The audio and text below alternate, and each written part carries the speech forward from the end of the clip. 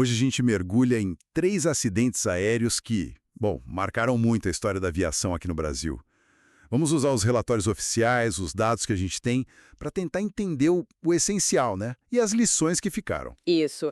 E é importante ver como os fatores, sabe? Técnico, humano, até infraestrutura, como tudo isso se combinou em cada caso. É crucial olhar os fatos mesmo, de forma objetiva, para entender a evolução da segurança. Legal. Vamos começar então por 96, lá em Congonhas, o Voltan 402, aquele Fokker 100, era 31 de outubro, ele decola e, assim, segundos depois. Algo dá muito errado. Exato, o reversor do motor direito, que é tipo um freio, né, usado no pouso.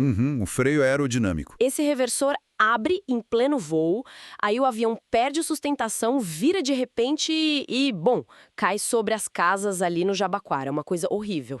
O que os relatórios do CENIPA mostraram foi, sim, uma falha mecânica no sistema do reversor, mas olha, o cenário é mais complexo, né? Nunca é uma coisa só.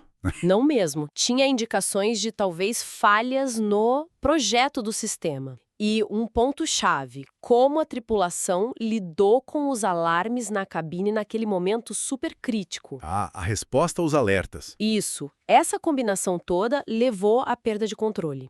E o resultado, né, 99 mortos, incluindo pessoas em solo, uma tragédia imensa. E sobre essa resposta aos alertas, os relatórios dão alguma pista? Se foi, sei lá, treinamento, o design ali dos instrumentos ou outra coisa que dificultou? Olha, as investigações sugeriram que os alertas em si e a velocidade com que tudo aconteceu podem ter sobrecarregado a tripulação, dificultou identificar o problema exato e reagir, sabe? Entendi. E tem mais. O sistema de aceleração automática, o autothrottle, ele interagiu de um jeito inesperado com a falha do reversor. Isso complicou ainda mais para manter o controle do avião. Puxa vida. Bom, avançando 10 anos, 2006, outro acidente bem diferente. Bem diferente. O voo Gol 1907, um Boeing 737 voando alto 37 mil pés lá sobre o Mato Grosso. Aí ele colide com um jato executivo, um Legacy 600.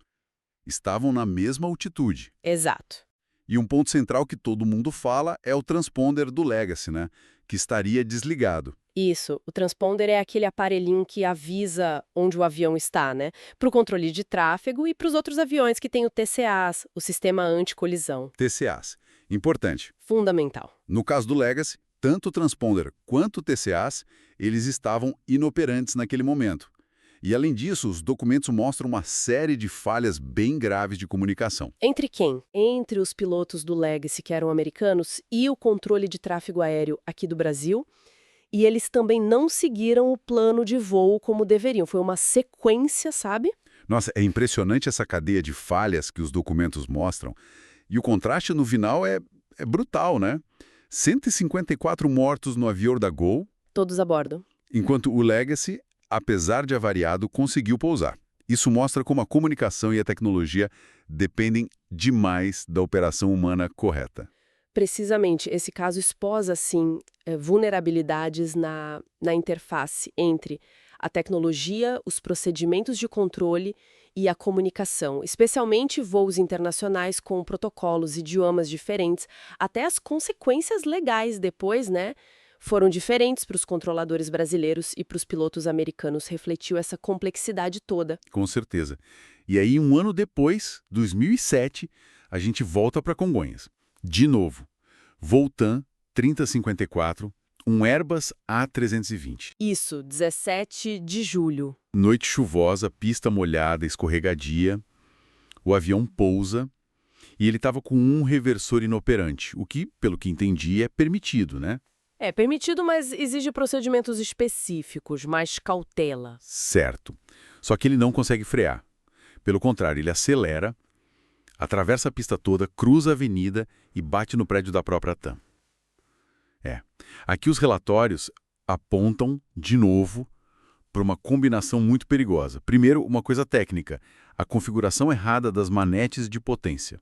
As alavancas que aceleram. Isso. Uma delas ficou em posição de aceleração durante o pouso, em vez de reduzir. Junta isso com o reversor direito, que já estava inativo. Que já era um problema a menos para frear. Exato. E a pista principal de Congonhas, naquela época, não tinha o grooving. Aquelas ranhuras para escoar a água, né? Isso mesmo. Sem o grooving, com chuva, a pista ficou muito lisa, causou aquaplanagem. O avião ficou basicamente sem atrito para frear.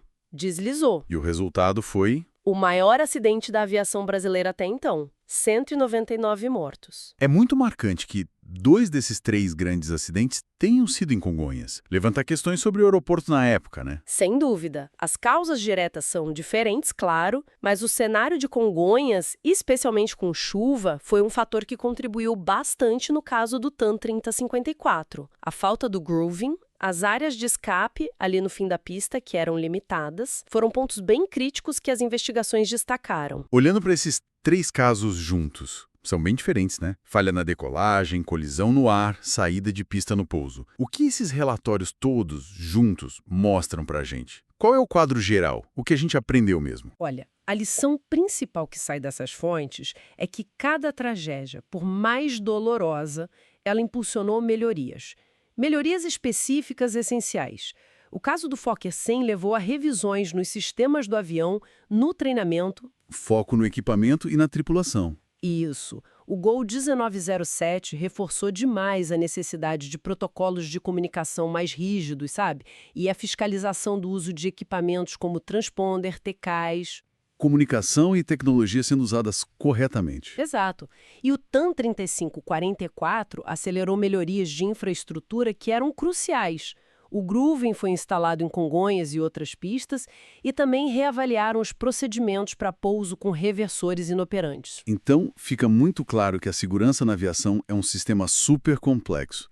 E está sempre aprendendo, muitas vezes reativamente, né? Depois que algo acontece. Infelizmente, muitas vezes é assim. Isso deixa a gente pensando, será que a gente está fazendo o suficiente para aplicar essas lições que foram aprendidas de um jeito tão duro, de forma mais proativa? Ou a gente ainda depende um pouco do susto, do incidente, para realmente impulsionar as mudanças mais significativas? Fica essa questão, né?